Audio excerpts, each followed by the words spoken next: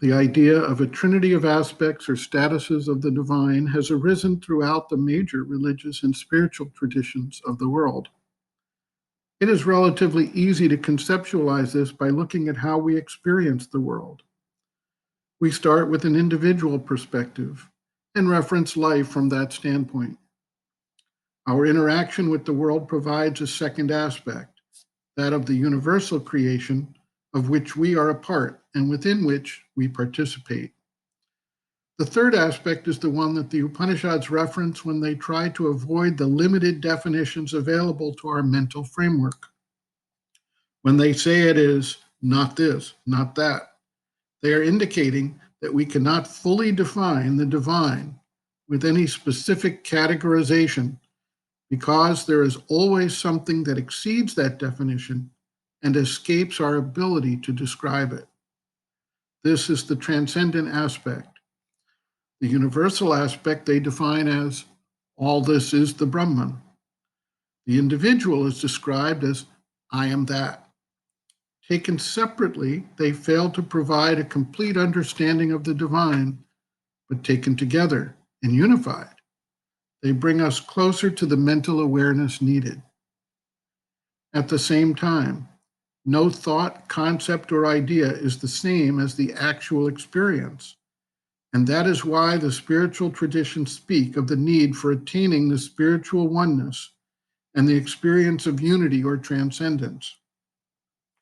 Sri Aurobindo observes, quote, "The distinction between the transcendental, the cosmic, the individual divine is not my invention, nor is it native to India or to Asia.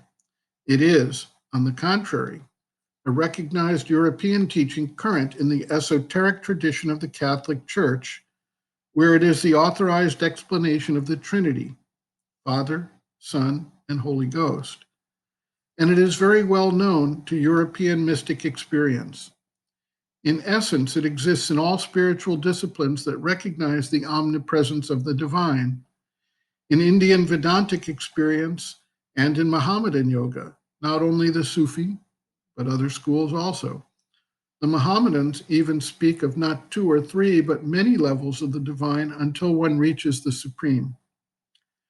As for the idea in itself, surely there is a difference between the individual, the cosmos and space and time, and something that exceeds the cosmic formula or any cosmic formula. There is a cosmic consciousness experienced by many, which is quite different in scope and action from the individual consciousness. And if there is a consciousness beyond the cosmic, infinite and essentially eternal, not merely extended in time, that also must be different from these two.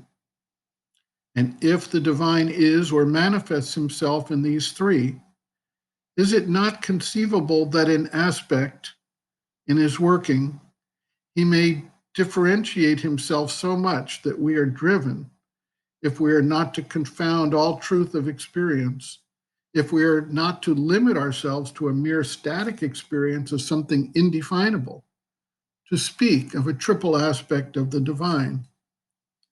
In the practice of yoga, there is a great dynamic difference in one's way of dealing with these three possible realizations. If I realize only the divine as that, not my personal self, which yet moves secretly in all my personal being, and which I can bring forward out of the veil.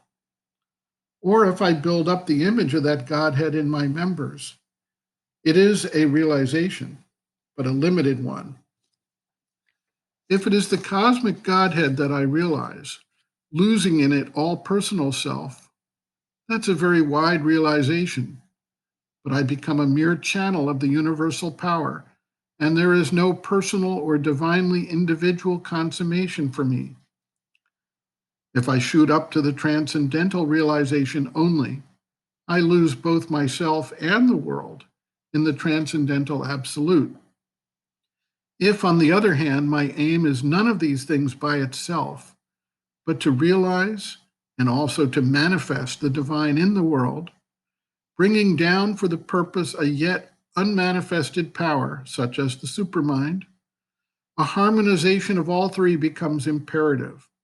I have to bring it down, and from where shall I bring it down, since it is not yet manifested in the cosmic formula, if not from the unmanifest transcendence, which I must reach and realize?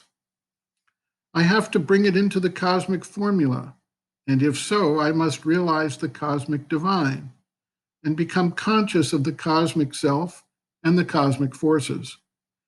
But I have to embody it here. Otherwise, it is left as an influence only and not a thing fixed in the physical world.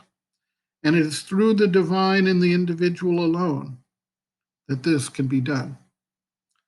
These are elements in the dynamics of spiritual experience, and I am obliged to admit them if a divine work has to be done." End quote.